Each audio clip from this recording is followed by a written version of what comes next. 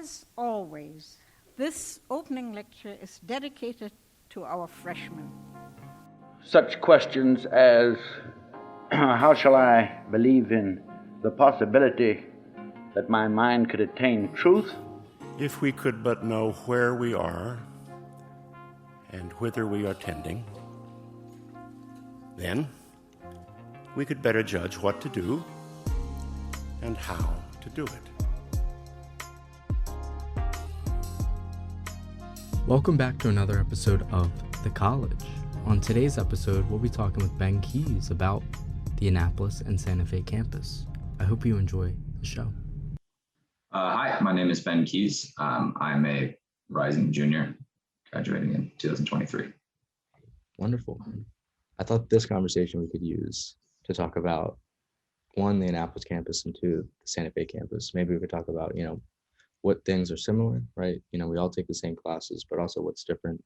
We're in two different locations, two different cultures. So I thought it'd be cool to highlight, each a little bit to kind of help prospective students or even young students at St. John's to think about one transferring to the other just to see what it's like. So yeah, that was my main goal today, but wherever this takes us, that'd be great. So I guess the natural starting point that I could think of is why St. John's? Why did you choose St. John's? This is going to sound kind of gross. I asked a longtime family friend who's a college counselor. She asked me where I wanted to go to college, and I was looking at schools, and I said that I want to go to a place where people think, which is a rather presumptuous thing to say, but she told me about St. John's. She said, I went to this place in Santa Fe, and I showed up there, and everyone was reading, and it was a very quiet and peaceful and serious sort of place. And the more I talked to these people, I sort of fell in love with it. And she recommended it. We lived 6 hours away. I drove down, checked it out, loved it. I think it's become a different sort of thing than I thought it was when I started out, but I have loved it more and more every day. Yeah. So what do you mean it has been something different than you thought it was? Because I have similar feelings, but maybe the reasons aren't exactly the same. Well, I think the Great Books curriculum is a hard thing to sort of say. There's a huge marketing issue there, because it's very convenient for the college to say, oh, like, we're a book school. We do the book thing. And it had this book fetish thing, and they sort of imagine that you sit in a coffee shop all day and read and have this and it's just a sort of this book, and then people are disenchanted with the limitation of the scope of things we read and the sort of intensity and self-referentiality of it. There's sort of two camps. There's the people who get really, really into the canon and see this whole scale project as a philosophical unraveling of the fundamental forces of culture and life and ideas. And then there's people who say this is a tyrannical grasping for the ideas that dominated a colonial power that rose in the world and is now ruling it. and so then there's a conflict there, and so I see philosophy as the center of the school, and what we do, and that working its way through everything, and I frame it in that narrative. But I have friends who are really serious readers who are not readers of philosophy, who are disenchanted with the image they were sold on the one they have. But it's one that I've come to really love. Yeah, it sounds like, correct me if I'm wrong, it's more of like the image, right? The image of what we do versus actually what we do. I think you put it beautifully, but if I could add just one little thing, for me, personally speaking, here in Annapolis, you're kind of sold on, these are great books, and, you'll sit around a table and, like you said, you're doing a lot of reading. You could do hours of reading in a coffee shop. You could do whatever, really. But no one really said how demanding all of this was, right? You do a lot of reading, and I'm not saying you don't do you don't do a lot of reading elsewhere, but it's a different kind of reading. You have to be prepared, and it's something that I found to be exhausting at times, especially towards the end of the semester, right, is you have to be prepared to talk about things you know nothing about for an hour, or maybe even two, as if, I can't say as if you know something about it, but you have to know enough to know where you're confused. And I find that to be a challenge, because sometimes, if someone's just not having a good day, that's maybe one person that is relying on the class to kind of help them. But if you're in a class of 14 people, that leaves you to 13, and sometimes it's tough. It's tough. Sorry, it looked like Oh yeah, no, you're right. I was just gonna say, when the sort of disparity between how class will go for you if you're prepared or not is very extreme, and different from other places where you'll sort of be carried along by the structure. If you can sleep through any lecture. Almost definitely. And then another layer of complexity is just the pandemic, right? I have friends, they go to different schools. They're like, oh yeah, I mean, it's like, okay, right? Like they're like, oh, I can't see my friends, or I can't go out to parties, or this or that, whatever. But their college experience when it comes to the classroom doesn't change too much, just because, if someone missed a lecture, it was online already. So then they can just go back and look at it. But for us at St. John's, it seems like, oh, this is like, we really require meeting, right? We need a table, we need a common place to meet, so we could all talk about this one thing or a few things that we have. And that's just a little bit more difficult when you're sitting online in probably separate states or even separate time zones, right? How did you handle that, and how did your classes this past year go, with that being a central part? Yeah, so I when I heard that we were going to be all online last year, I immediately started looking for places to live in Santa Fe, because I knew that the physical community was as important to my education as any of the things I read or the things I did, and it was sort of a weird thing being in very close proximity to a lot of people who were in the same digital room, but couldn't be with each other. It had the strange effect of making the environment of class feel very separate from the environment of the world. Like they were very, very distinct. I lived in Santa Fe, which is where I went to school, but class was in the bedroom, at my desk, and then sort of that, and it was so exhausting that those trite things people say about students continuing the discussion outside of the classroom, in the coffee shop or the quad or whatever, as I do think that that's true, but to the extent that did exist, for me, completely disintegrated. Mm-hmm. Class was so exhausting and soul sucking that the intermingling of class with life totally fell apart for me. Even though I lived in this place with these people, so it was like, I had friends in the city, but it was like it could have had nothing to do with St. John's.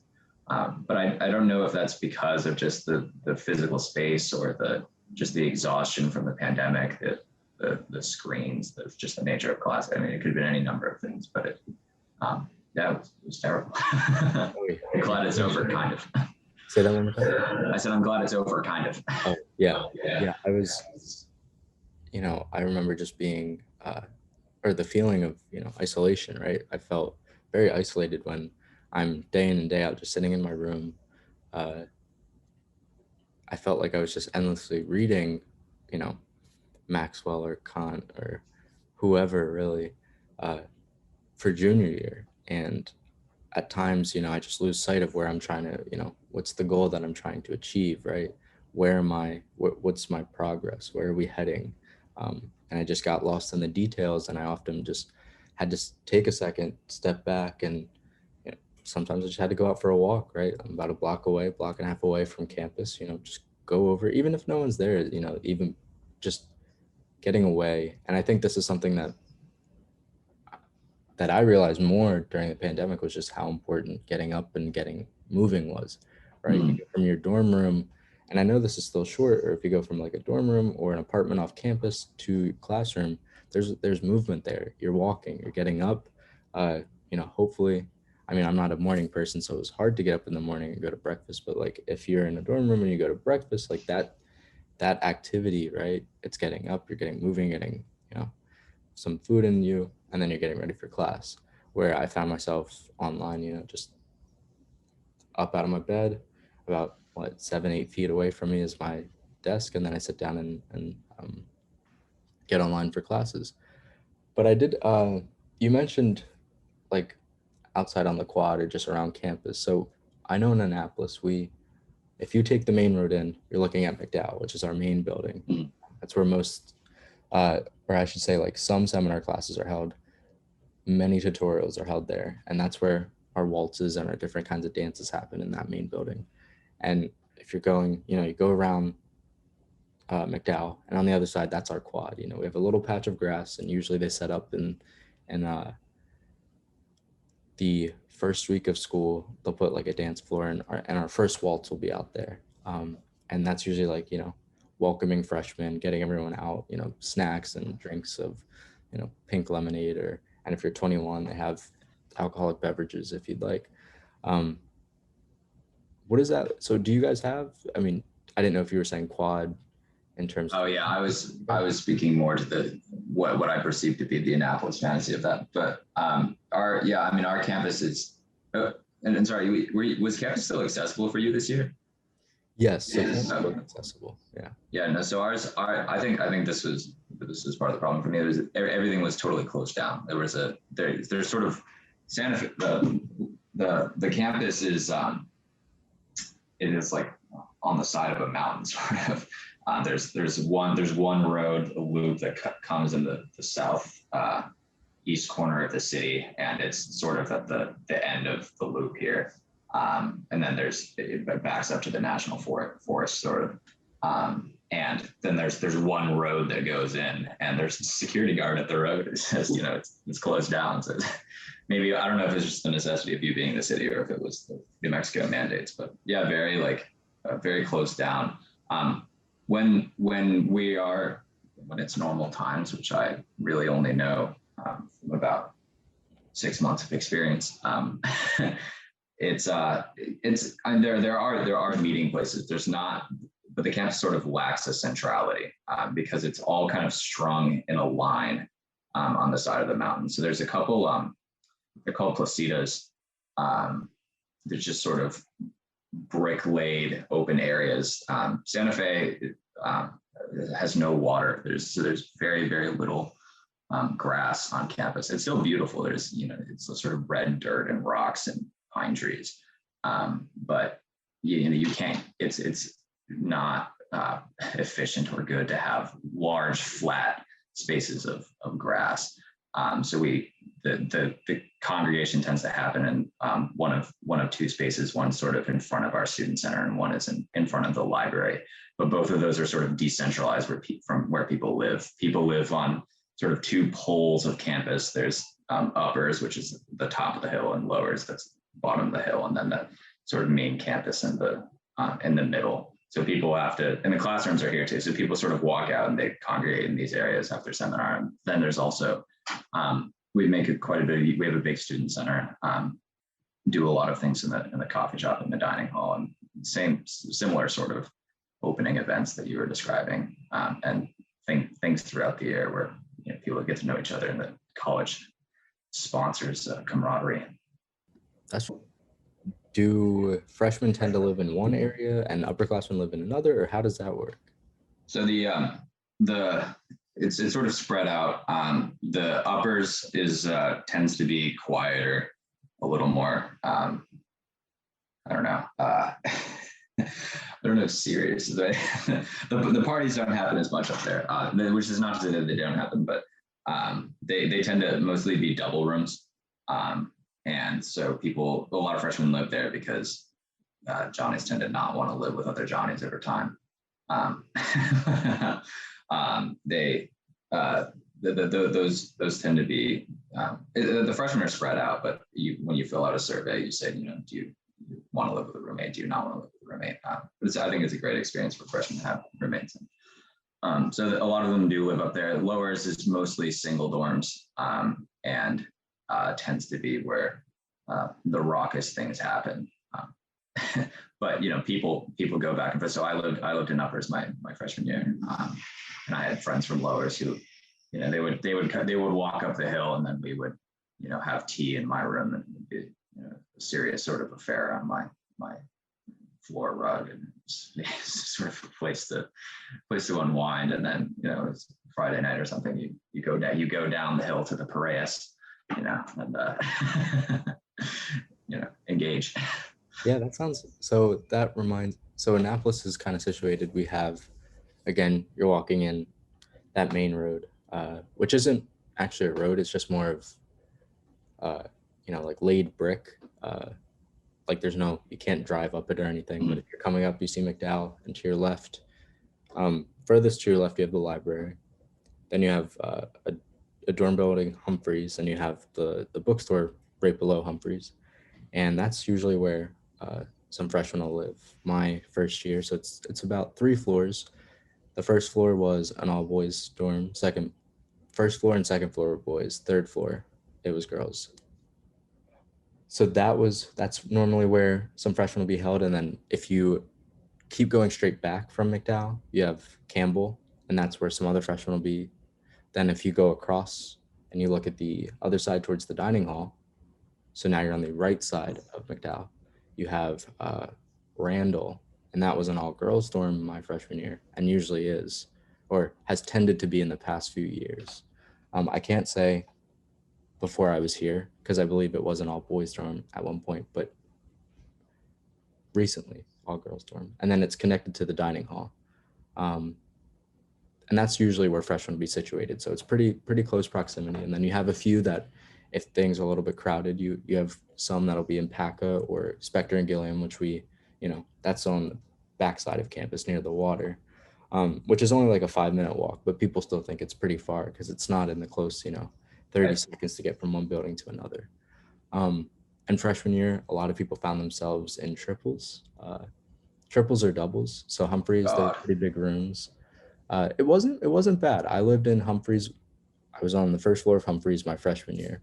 I had 2 roommates who I'm closer with one than I am with another, but that's just because of interest, right? We have similar interests, such as like soccer or something like that.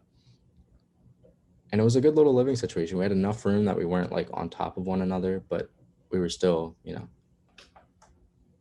it's still a dorm room, right? It's not like this ideal place, but it was really nice. And like you said, often you can like have friends over for pizza, and we had a common room that a lot of people utilize, like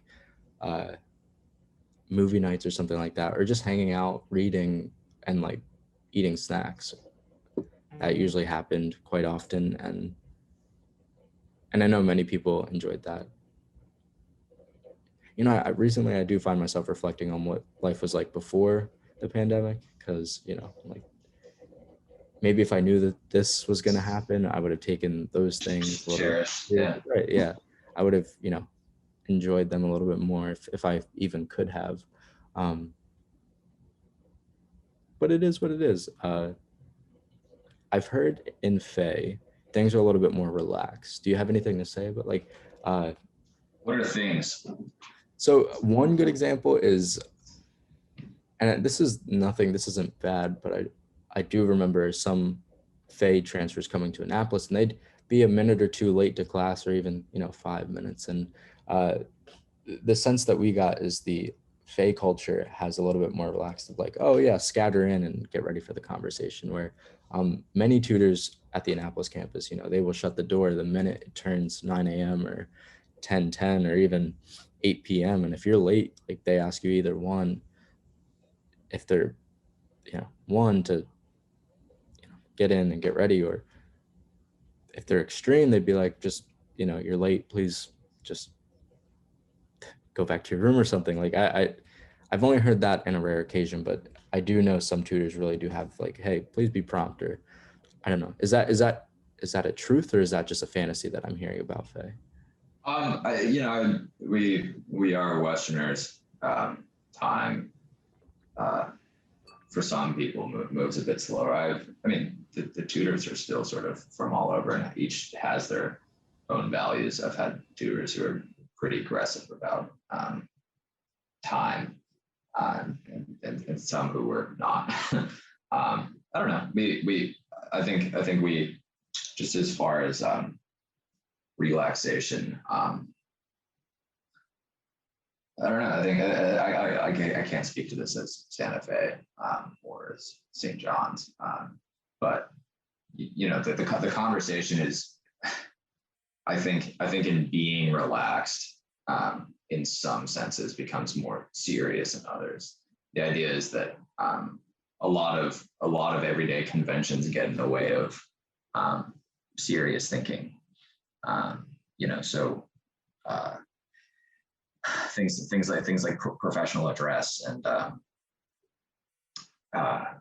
professional address in the sense of what you call your professor and how sort of the St. John. I'm rambling here. St. John's is a very democratic classroom style, right? So that the tutor is a facilitator of conversation, and they're a tutor. They're not a professor, and so they're that you deal away with this convention of authority and deference to authority in all cases at all times, in order that everyone's mind is engaged. And I think similarly, if you deal away with some of the conventions around some forms of seriousness, you make room for people to have the energy to be serious about other things. So class starts on time-ish, but once you're in, you're in, and it's serious, and you talk. Some people speak in a rather casual way, but they're doing so in order that their thoughts be the most natural. I think one thing that I've heard about Annapolis, and you can speak to this, is that people are really, really nervous to speak, and they come in and they're jittery, and then they open their books and they spew out a whole bunch of things, and everyone's fighting over the conversation, and it's grab. But really nothing's really thought about it. It sort of comes across emptily.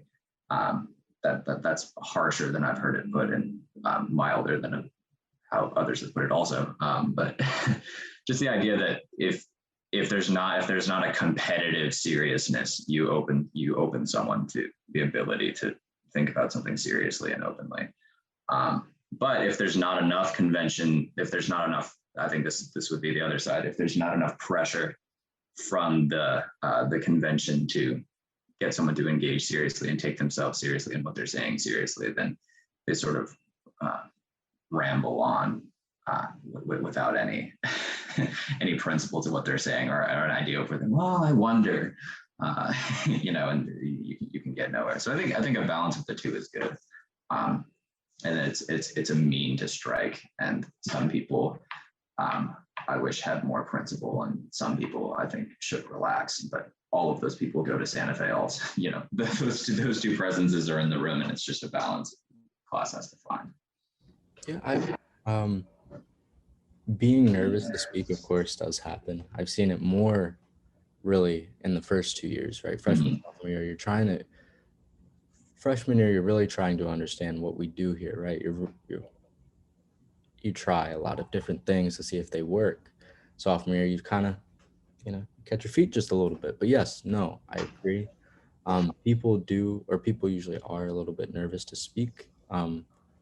Now, I don't know why, right? I don't know if it's like this competition. Now, yes, at times I do. And I feel like this can go, although it is something that we strive to not do, at times, and I'd say early on, does happen. And that's this little like competition, right? You want to kind of, I don't think it's natural to feel comfortable admitting that you don't know something without taking time to really understand what that means, right? To say, oh, I don't know something, this is where I'm struggling. I need to rely on other people in the class to kind of not rely, but it would be nice if they could guide me in a way that I didn't necessarily think about before, because, I'm reading this and I have, a whole way of life that I've walked, and it is bringing me. So when I read this, I'm looking at it in a specific way. Now, someone who walked a different way of life, they're going to look at that same passage and interpret it a little bit differently. And if what they have to say helps me, then I should be there to listen. And I feel definitely, I remember many times freshman year, it's like you don't want to let go of what you initially had to say because you're like afraid of necessarily being wrong. And I think what takes time is realizing that there's no wrong, there's no right. It's about what you think, it's about how you can say it, and it's about what other people like. It's less about, and this might be again harsh, but it's less about me, it's less about the other people, it's more about what the specific person that we were reading is trying to say. And we're all just trying to understand, to work onto the next thing, right? We're moving through history, we're in mathematics, in the lab, language. Language is a little bit different. You don't go like necessarily chronologically or, through time, but you do when you translate, you just have to have you're trying to understand. You don't have an understanding, you're trying. And so it takes some people, and some people it takes a little bit longer, others not as long, but yeah, it is a kind of balance that you have to work out. And I have heard Annapolis be like that more competitive campus where, Santa Fe has been known as like the relaxed campus. I would say contemplative. I wouldn't say relaxed. I wouldn't say anyone is like, it looks like relaxation, but that would be my counter. Recently, given our certain circumstances, and I don't want to keep, everyone knows what we were going through, but I think it has made, I can only speak from my experience, but I know that I've come out of this online virtual classroom as a little bit more attentive, right? I'm trying to pay a little bit more attention to what people say. I'm trying to, let that sit with me before I ever try to respond.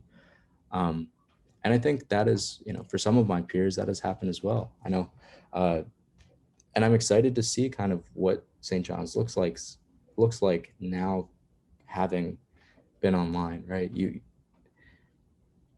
Tutors would ask us not to sit with our microphones off, but if you have background noise, they're like, yes, please keep your microphone off unless you want to say something. And that creates challenges. But I think one of the things that does probably help with is if someone necessarily wanted to jump in quickly and say, wait, what about this? Like, that competitive aspect, it really took them a second to say, you know what?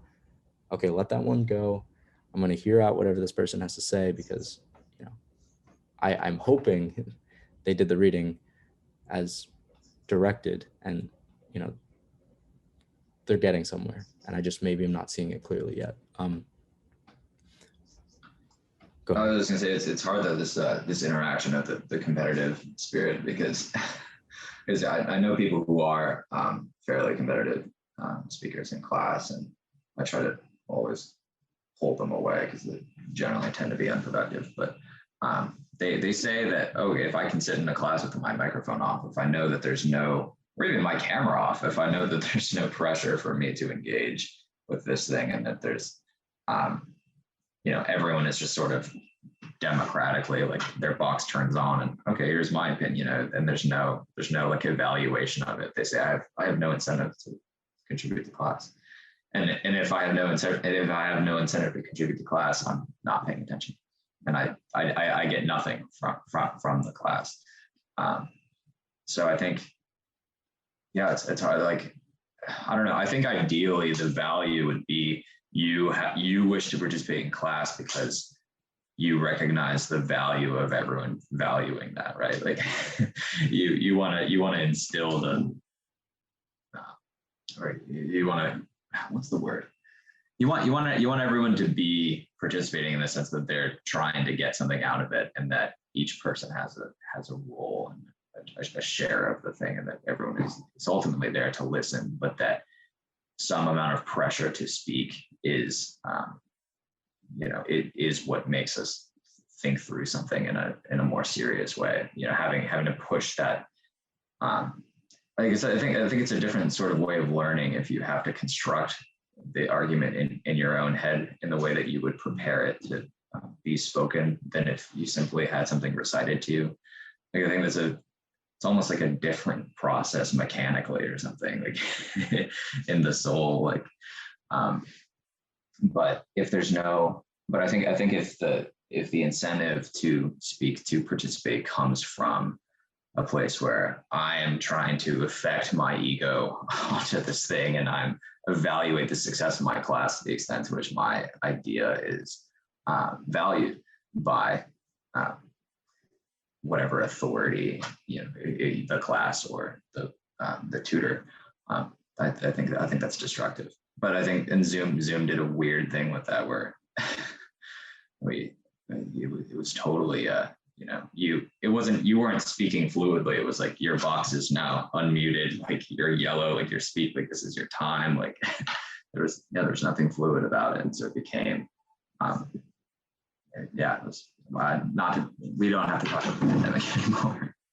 Oh no, I mean, there was one thing that you said that kind of caught my attention, as you mentioned, like sometimes it seems as though people's ego are present in the classroom. And I was wondering, yes, I've seen that here on the Annapolis campus, and people do work on those things, right? Tutor-student relationships are like, they're great. You can go out and ask a tutor for, say, hey, you want to go get coffee in the coffee shop, or you want to go to a coffee shop about a block away from campus, Old Fox, and get some coffee, and kind of talk about this one thing that I'm struggling with or passionate about. And they're like, many times they'll say, yeah, like, let's do it. And that really helps someone kind of, but one, it inspires them to continue, right? These tutors that we have, I think they are the ones that really make the college, right? Like they are the ones, to say they help is a very broad term, but like, they're with you through the entire process, and you need that guidance in the beginning, and then they lay off and they kind of let you and the class decide where the conversation is going to go, and they chime in here or there, but they're there, right? They're sitting in the classroom with you. They understand what's going on, and it's always helpful. People's ego, like I said, I've seen that. I mean, even at times, I insert my ego into a conversation, and then I have to remember, wait, this is counterproductive. I can't be doing that, right? And it's a thing you really have to wrestle with, because my education, my previous education, leading up to my time at St. John's, you really, not that your ego is present, but you have this one thing, a test or an exam, right? And that's your mark of how well you know something. And the higher it is, or the closer to 100, the more you know, the better Right. it is. And you're really, not that I necessarily think people are outwardly saying this, but it is a slight competition. I remember high school, oh, I got an 87, I got an 88, oh, I got 93, the highest person, oh, you must be the smartest person, right? You took the most away. And that's something you really have to change, or train yourself to change while you're here at St. John's. But I wanted to ask you, when you're saying that phase a little bit more contemplative, do you still see like people's ego in conversations, and how do you, like, I know. Yeah, yes. Okay. Sorry, you asked the second part of your question. How? Oh, I was thinking, then if you've seen this kind of, someone insert themselves in such a way that's kind of counterproductive, how do students as well, like, kind of help, or do they like kind of guide? Like, how does that, because ideally we all want to come in with an open mind, and at times that doesn't happen. Yeah, just wondering how does that play out? Like, is it more accountability from, do each student hold the other accountable? And if one's acting in a crazy way, then they kind of. Yeah. So as regards to there's definitely still room for the ego to be inserted abrasively, and there's a sense in which even the contemplative becomes a kind of brand that one can represent. You sort of sit there back in your chair. It's really like putting on your best thinking face, like, oh yes, like thought, that's what happens. And then you come out with, so I've been sitting here and I've been thinking about this for a long time. I wonder if you go through this pedantic wondering can be a kind of I don't know, you are trying to represent something, and you're not coming across in the most genuine way, and then there are still people who are aggressively take a lot of the airtime for the sake of taking airtime. They do that. As far as helping each other, I think the open, relaxed model allows people to. I think if you're not as concentrated on what you're going to say, you're a better listener. I just think that's true. And that if you're allowed the space to seriously consider what someone's saying before you respond, if you're not concocting a response, you're listening better. And the reality is that everyday life is not actually like that. Like we talk about this thing like it's very, very virtuous. Like, oh yes, like active listening, of course. If you took the time to actually think about what everyone said, like after they said it, before you responded, like our conversations would be bizarre. Like, can you imagine? Like, imagine if you just went through life every day and like, I said what I just said to you, and then you sat there and came up with your entire response, and then and said something back to me. Like that, it would not be productive, and life's not like that. So I think there has to be a kind of mix where, people say things that they stir things in you. You grasp onto the essence, and then you respond. You cultivate a nature that's like, okay, I have a feeling that if I start talking, and I have an idea of where I'm going, that the idea will put itself together as I'm going. But I need to have some evaluation of how well I've got it at the beginning in order to. And sometimes someone will get a feeling that they have something to say, and then they're wrong, and they find out in the middle of what they're saying that they really weren't going anywhere, and they sort of spiral, and then their voice is and then the conversation hits a kind of halt. I think in the conversations outside of the classroom, the second part of your question, people they tend to be much more direct, and like they sort of take on a different nature, like because everyone when you're in the classroom is just trying to stay as open as possible, like because there's such a sort of the space that's set up for that is like, okay, like that now is the time to think about it. But if someone has cemented themselves into a certain reading or certain opinion about whatever they're reading, and they think that the class is taken in an entirely like wrong direction with the thing, and that there's nowhere productive for them to like say anything in the conversation. This happens at like 3/4 through seminar, and they say like, yeah, I tapped out at that point. But then they sort of hold on to that anger, right? And then you go out, and then you're at the coffee shop or whatever, and you've just got to give someone who's in your class an entirely new conception of what you're like, no, we went the totally wrong path. But then the conversation that comes out of that is of a totally different nature, because then it's two people who have had very collected and concentrated ideas about things, trying to make their very fleshed out, detailed, elaborate arguments work against each other. And I would say that those are really fun. They're not always productive, but both of those things, both the totally open, whatever the last person said is where we're going vibe, as opposed to, okay, there might actually be something true and comprehensive about what we're doing that you need to take an individual look at in order to, like why. I was going to complain about Alan Bloom's essay and the Chicago Republic taking up like half of the page space, and like it being this sort of like, yeah, you need to take the idea that an essay is like this singular view that comprehends an entire thing. Everything is opened up through an interpretation. Is different than the way we have conversations in St. John's. There's, for better or worse, a value in the openness of a conversation, the contemplation. So I want to touch on the essay writing, because we have a very kind of, we all have annual essays. We also have different, class essays that we write. But I did want to kind of start out.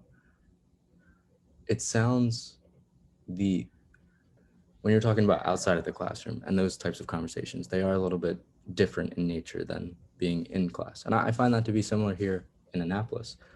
We I mean, I'm not speaking here as a, I'm not trying to be a representative of the whole Annapolis campus, but being someone who has spent all of their time here, I feel like I can recall from my experience, right? And I can kind of say, yes, this has happened to me. And one of those things is conversations outside of the classroom. They are different, and we usually do end up going in a whole different path than where we were in seminar, and it usually starts out at where we ended or somewhere in the conversation. And I found myself losing track of time just sitting out in the quad after seminar, or sitting outside, or sitting in a classroom still and just talking, right? 2 hours go by, 3 hours go by, and we're just trying to, it of course starts out with this question or this concern that we all had, but then it moves into something a little bit more, somewhere different than I would have never really expected, right? You move into somewhere where you're both end up where all of you are complex about one thing and you're trying to work it out together. And it's something that's really, I don't know, sweet, right? Like those are the types of experiences that I value a lot, because that is something that you're not directly you pay for the classroom, right? You pay for these specific things, but you don't pay to. You do, because you pay rent. Right. I mean, true. But what I was more thinking is you don't really, one could go their whole time from at St. John's or really anywhere, classroom, sport, workout, whatever, right? They could just do these methodical things and just get through one by one. But I think if you take the time and say, you know what, no, but you reach out to someone and you say, what's going on? What are you thinking about here? That really opens things up for a whole different kind of experience, and it adds to your overall time at St. John's, and it makes it a little bit, in my opinion, sweeter, right? That's where learning is happening. I don't want to say you can't learn in other ways, but a lot of people do take things away from this conversation outside. And I don't know, I think going back to the ego question, I think if you're talking truly among friends, and if you're talking in a group where there really is no authority, right? Where it really, the conversation can really go anywhere, and it's, you can even be walking, the space becomes sort of irrelevant. I think once you're there, I think you're at the most open to consider things. So when you're speaking, it is really what you think, and not what you want to present to have been thinking. But that needs to be opened up in the classroom, but that's aided by being opened up in the classroom. But you're in a different. How do I say this? You're I don't know. You know what I'm saying, but yeah, for sure. If everyone knows what everyone's relationship is to each other, and the relationship becomes sort of irrelevant to what you're trying to say, I think that's a purer form of discussion. And I think that the class generally moves to this place by the end of the year. It's really cool to see how the seminar changes over the course of the year. That you begin with a sort of nervous or careful culture where everyone is sort of saying things to be either intentionally provocative or intentionally unprovocative, just sort of trying to be as, sort of neutral. You're trying to find out what's acceptable, what's good, what's productive. By the end, you've got a sort of working machine by the end of the year where everyone is adapted to their role within the conversation. It's still open, but in that sense, you no longer have to worry about your relationship to the conversation. You're acting on a kind of instinct or habit or muscle memory, sort of. And that's a really cool thing. But it takes time, and then you wonder why certain readings are put in certain places. I remember reading starting with the Bible sophomore year and being so offended that we those first sophomore seminars, or like the genesis was wasted on the first seminar. Right. But of course, it's a logical place to start, but like that thing was so foundational to so many other conversations throughout the year. The fact that we wasted an unproductive and careful seminar on something that foundational was. Of course, we went back and touched on it, but the way things are structured, you only read things once, sort of like formally, and then that's the conversation to have about it. It's terrible. There's the people sophomore year reference the Greeks a lot in class, and there were people who were not very serious freshman year would get offended. And I'll say, why are you bringing Aristotle into this? Like, why he's not here? Like, okay, well, you just never read, and you're offended that this actually you're being held accountable for this now. But I don't know. No, I mean, I've experienced it as well. There have been some I can recall myself just being at one point, why, like at points, and I don't necessarily know if I'm the one that is, in trouble where I'm saying, why are you doing this? But, to me, it seems like you're taking one thing and you're bringing it to another. It's like, oh, I didn't necessarily see that connection before. I'm confused. Like, and at times I can be a little bitter about it. Like, why are you bringing in this one person and for like, yeah, the Bible's a great point. Like, why are you bringing in the Greeks for this one specific point in the Bible? And then, take a little bit and you're like, oh, wait, there might be something there. Everyone from freshmen to seniors have core. Like you have a common core group of students, right? 3 or 4 other students in this group, and you guys have all of your classes together. And that kind of helps. It's an incentive to say, like, you know what, hey, you guys want to do math? Oh, hey, you guys want to do this? Hey, you want to do it, right? And it brings everyone together. And at the end of the year, I mean, I've been very lucky and have had amazing core groups for the past 3 years. Knock on wood that I have a great one my senior year. And I think, or I know it has definitely helped to have, you're almost like not relying, but like you're opening up and allowing yourself to reach out to more than just one person. And if you have a conversation before you ever get to class, then the conversation in class just goes that much better. Do you guys have something similar like that over in Fay, or? Yeah, no, we have course. Yeah, I agree. It's a great thing. But freshman year, I had a massive. I think I had 6 in my core, or five other students, which was big. Like there were a lot of course were only 3 or 4 people. Mine this year was just 2 other people. So my freshman year, there was a guy in my seminar who had this he challenged, right? What does it mean? Like how to do this, right? The St. John's thing properly.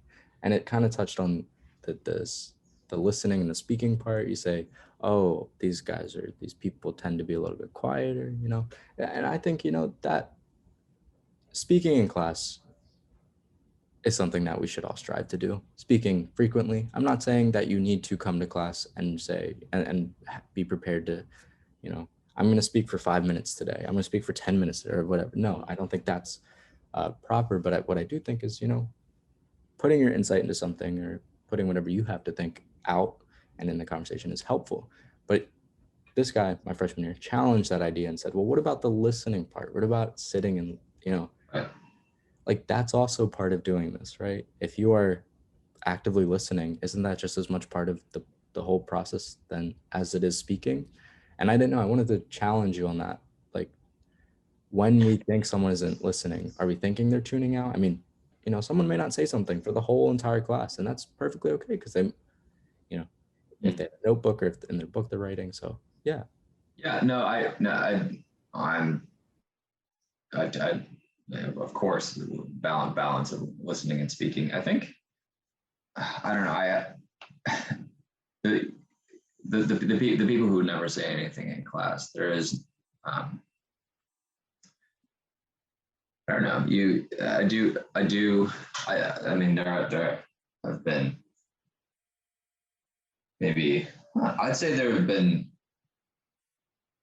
2 or 3 seminars my time at St. John's where I said nothing. And those were days I needed to not say anything. But I think if you have back-to-back classes and it's all of your classes where you're not saying anything, I do wonder what you're getting out of it.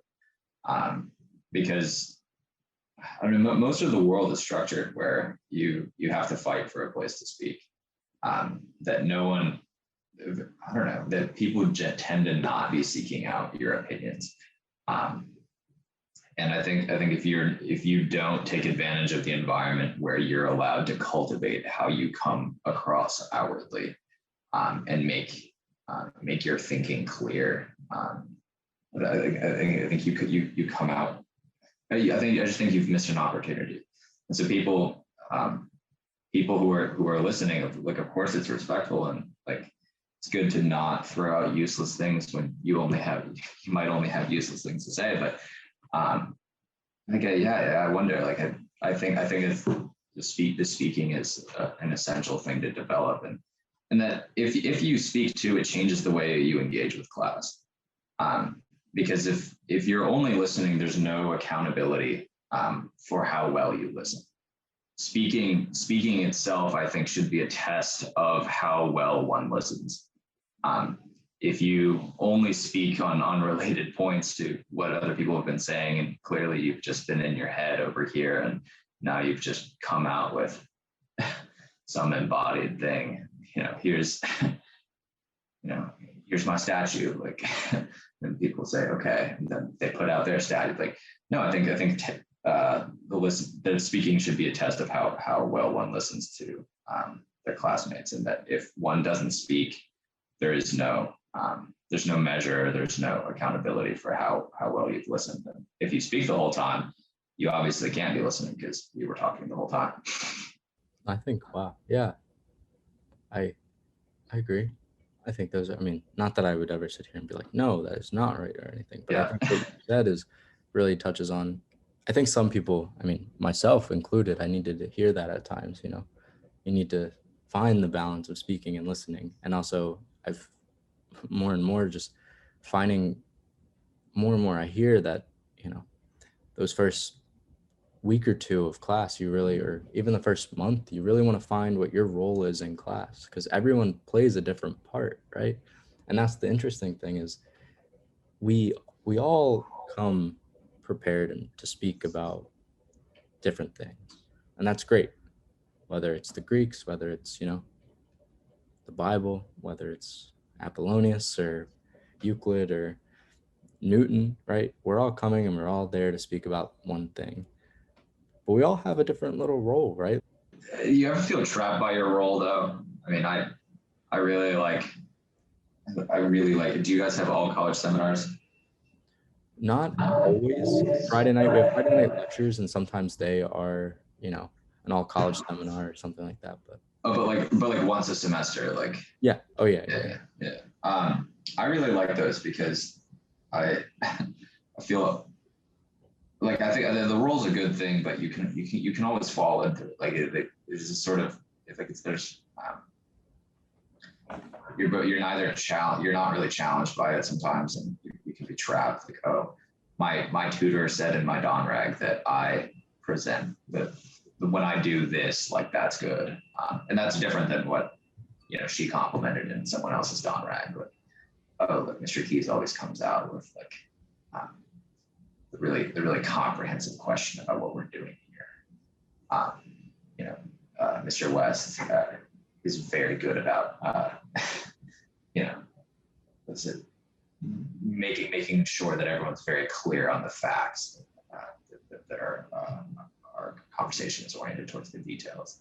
But then once like you're that guy, like, and you like you can be that guy, and then it's good because that's what you're strong in. You tend to, and the tutor generally, it's funny because the Don Rag seems to like want to make you to be the most like averaged out, like rounded person. They're like, oh well, you're really good about asking the fundamental theoretical issue, but if you paid attention more to the details, like you would be even stronger. They would say the same opposite thing to the opposite person. I don't know. I like the opportunity to go outside of my role and say, oh, like I'm reading this this sutra, you know, for this this EC graduate institute seminar, and I can say something really provocative about it that I would never get away with saying in my, or someone would be shocked if Mr. Keyse said something like that in the normal class, and it's sort of fun. I find question period as well after lectures. That's also a way in which you can kind of challenge or change, or not even change, but like give your fullest self to something, right? Instead of always being the one that is trying to, again, get clear on the facts, you're just saying, well, wait, you know, what did you mean, right? Like, what is this about, right? I've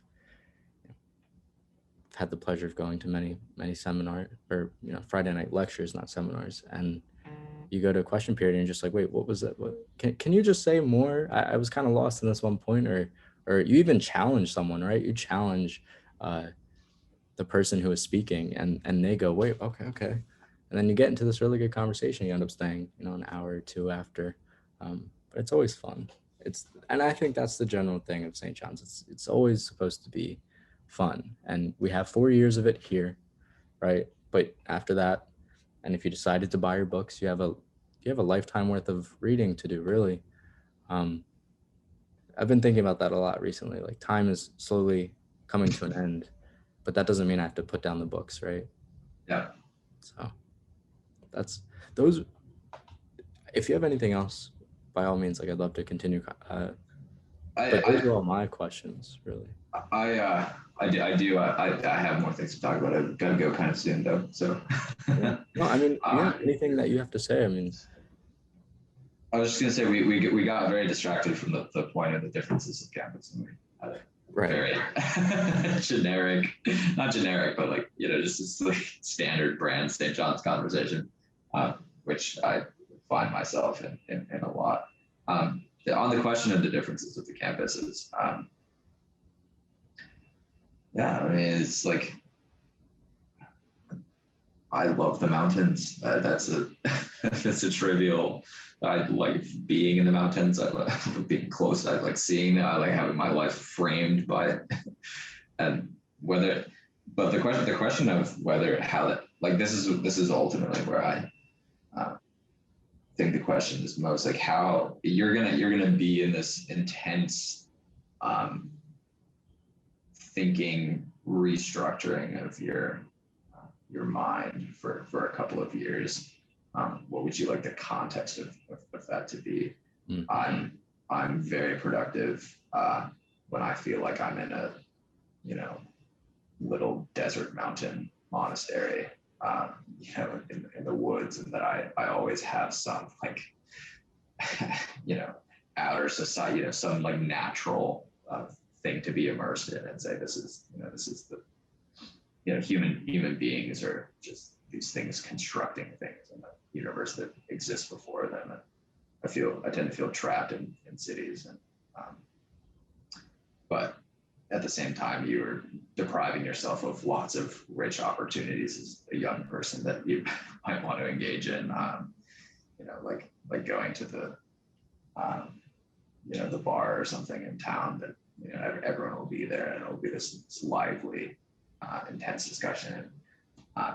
You won't have as much trouble finding your friends because they're not in the woods meditating, things like that. Yeah, as though we, like, campus to campus, we're not the people.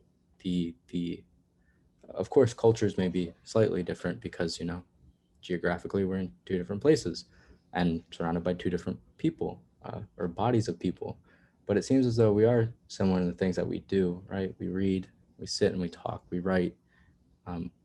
We have a lot to say, and yeah, there's slight differences, but the biggest one, it sounds, and it's the most obvious, is geographically. You know, what do you tend towards, right? You say the mountains, so seeing those have been like, wow. But where you have mountains, we have water, right? So we are surrounded by water, and I think that is something for me that I really do value, and that has been keeping me here. Not saying that I don't think I would enjoy my time in Faye, but I just think this is where I feel as though I'd get, I don't want to say comfortable. This is just where I see myself right now, and that's okay. Yeah. There's nothing stopping me from going to Faye. Faye sounds like a great place. So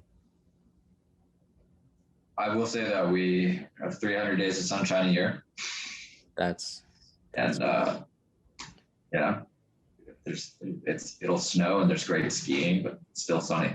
And the weather, I think, is infinitely better in Santa Fe than it is unless you don't like the dry and the altitude, then it's probably unbearable.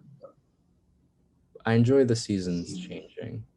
I'm not saying they don't in Faye, but I enjoy watching the leaves, you know? Oh, we have very intense, probably not nearly as many deciduous trees as you have, but the city itself is very, like the natural climate or the natural flora. There's very few deciduous trees that tend to only be the cottonwoods that grow in the arroyos and the aspens that grow at higher elevations in Santa Fe, closer to like 8,000 feet. Because we're at 7. They don't quite grow well. You got to go up like 8,000 or 9,000 feet. That's the only place. But they grow in these do you know about aspen trees? They grow in these massive. They grow in colonies, so they're mass organisms. So they'll take over a strip of mountainside where there will only be aspen trees, and they're all an interconnected organism, which means that their leaves all change at the same time and are this very, very intense golden yellow. And so from campus, when you're looking at the mountains in the fall, you'll see this intense banner of gold going across the mountain. That's very intense. And then the city is full of deciduous trees. So it's reds and oranges and yellows like scattered around the town. And then outside of the city, it's just desert. It's nothing. So it's very stark. It's not.